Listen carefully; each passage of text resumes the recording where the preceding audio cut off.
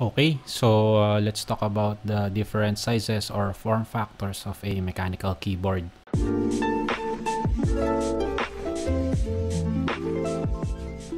Bukod sa type ng switch, isa ito sa mga kinoconsider when buying one. It depends kasi sa needs mo. So kung kailangan mo ba ng numpad or ng arrow keys or ng function row. So let's put it out as early as now na there really is no best form factor. In this video, we'll discuss the three most common form factors or sizes ng mechanical keyboards, and there are also those which are in between, but let's save that for another discussion. Let's start with the biggest of them all, the full-size keyboard or the 100%. Ito yung size that we are most familiar with. So meron siyang function row, nav cluster, cursor keys, and yung pinaka-distinguishable feature niya, the numpad. I only have one full-sized keyboard sa collection ko, and that is my IBM Model M. There was a short period of time where the numpad was useful to me. Ito yung sa first job ko. There was a lot of number crunching, and it helps to have a calculator layout kapag nag-i-input ng numbers.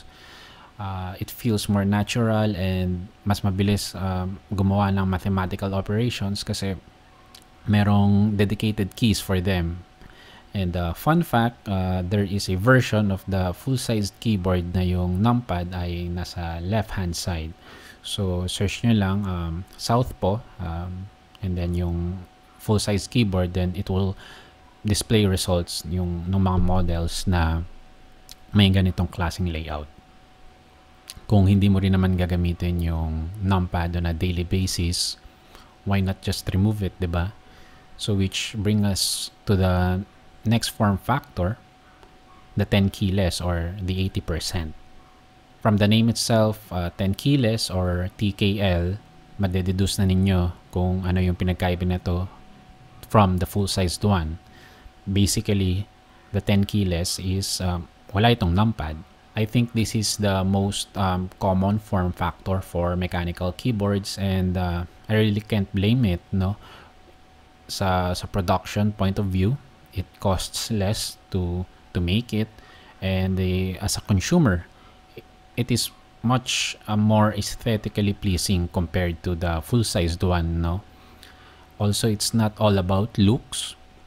As you can see, mas maiksi yung 10 keyless na keyboard, which makes the position of your hands much closer to each other, lalo na kapag ginagamit mo yung mouse. So may ergonomics din involved sa advantages ng isang 10 keyless na keyboard. Mas tipid din sa space sa lamesa, pero kung gusto nyong mas makatipid pa, then let's talk about the next form factor, which is the 60% keyboard. It completely removes everything but the alphanumeric keys and the modifiers. Modifiers being the shift, the control, the alt, and the backspace, etc. My first mechanical keyboard, the Docky Mini, is 60%, no?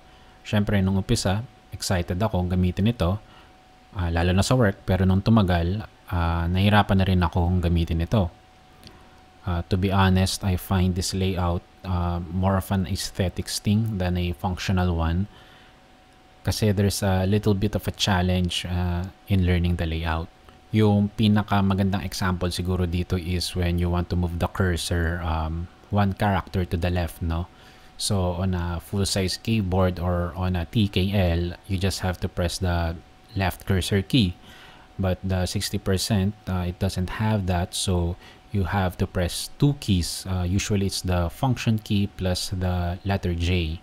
I mean, yes, you can learn it, but I don't see it as a practical one. Lalo na for me who codes for a living, madalas kong gamitin yung arrow keys, especially on my terminal. And having to press two keys instead of one, to do that is just outright hassle. Although the 60% keyboard saves you a lot of space sa desk area mo, and it is much more aesthetically pleasing, no? Mas minimalist yung itsura niya compared to the TKL1. I think the drawbacks are not worth, no, yung compromise na kailangan mong gawin for its function. So those are the most common form factors of a mechanical keyboard. And as I said earlier, there are those which are in between the 60, 80, and 100% sizes. And it addresses the issues I've presented here, especially the 60% not having the arrow keys. And if you want to learn more about them, then click the subscribe button para ma-notify kayo when I create the next video. And ayun lang. Thank you again, and as always, stay safe.